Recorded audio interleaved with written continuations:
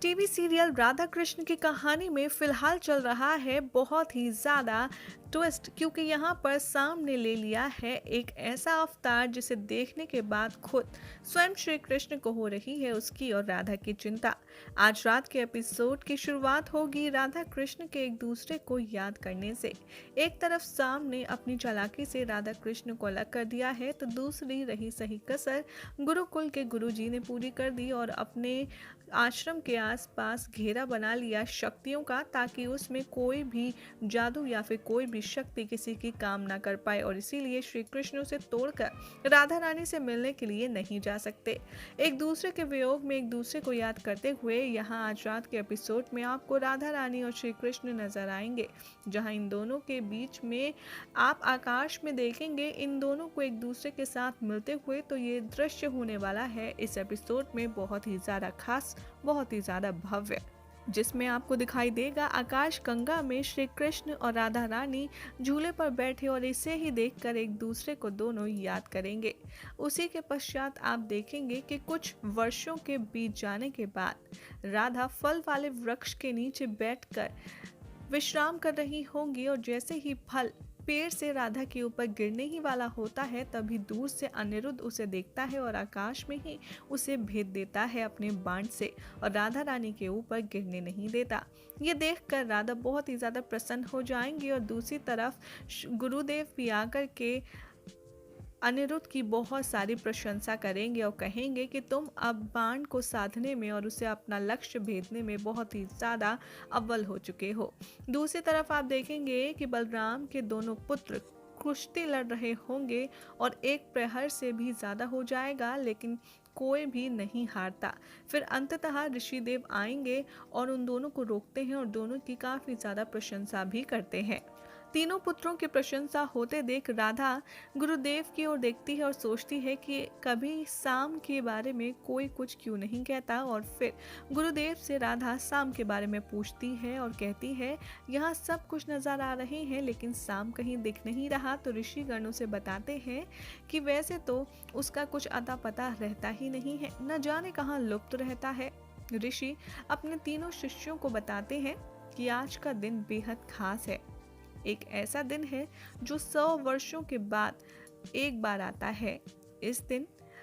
अगर नारायण की पूजा की जाए तो असुरी शक्तियों का जो प्रभाव होता है वो कम हो सकता है, लेकिन असुरी शक्तियों का प्रभाव इस दिन सबसे ज़्यादा भी होता है, और इसीलिए तुम्हें बहुत ही ज़्यादा संभल कर रहना होगा। साथ ही गुरुदेव अपने शिष्यों को ये भी कहते हैं कि तुम सब आज सचेत रहना ताकि मेरे यज्ञ में कोई भी विघ्न ना आने पाए। और फिर गुरुदेव अपने तपोबल की शक्तियाँ प्रदान करते हैं अपने तीनों पसंदीदा शिष्यों को और कहते हैं कि तुम इन शक्तियों की मदद से मेरे यज्ञ में कोई भी विघ्न या फिर कोई भी उत्पन्न पीड़ा ना होने पाए, इस बात का ख्याल रखना। राधा यहाँ पर गुरुदेव के पीछे पीछे जाती हैं और वो उनसे पूछती हैं इतने वर्ष बीत गए किंतु आज भी आप साम का नाम सुनकर विचलित हो जाते हैं, लेकिन आप भी साम पर एक बार भरोसा नहीं कर पाए हैं अभी भी। गुरुदेव कहते हैं कि साम विश्वास करने योग्य है ही नहीं। तो राधा कहती हैं गुरुदेव को समझाते हुए एक बार आप उस पर विश्वास करके तो देखिए, और राधा गुरुदेव को वचन देती हैं कि साम उनके विश्वास पर अवश्य खरा उतरेगा। दूसरी ओर आप देखेंगे कि साम के बड़े हो जाने के बाद यहाँ पहली एंट्री होगी और वो एक गुफा में अपनी शक्ति को और भी ज़्यादा प्रबल बनाने के लिए, उसे बढ़ाने के लिए यज्ञ कर रहा होता है, ताकि वो ऋषि का बनाया हुआ कवच तोड़ करके अपनी शक्तियाँ वापस से हासिल कर पाए। उसकी मायावी शक्तियाँ प्रबल हो जाती हैं और उधर गुरुदेव को ये ज्ञात हो जाता है और वो तुरंत यज्ञ पर बैठ जाते हैं। दूसरी तरफ आप देखेंगे कि बलराम दाऊ श्री कृष्ण से पूछते हैं कि ये बिगड़ता मौसमी अनर्थ होने वाला एहसास आखिर ये सब क्या हो रहा है कान्हा। तो कृष्ण यहाँ पर बलराम दाऊ की तरफ देखते हैं और कहते हैं ये सब कुछ साम कर रहा है।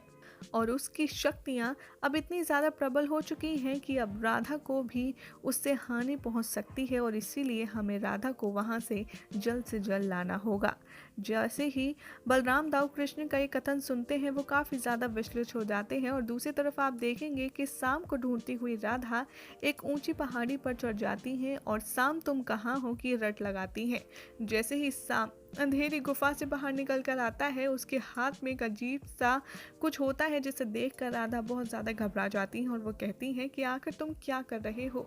गुरुदेव की शक्तियों को तोड़ने की कोशिश भी मत करना, ये अनर्थ होगा शाम। लेकिन शाम यह राधा को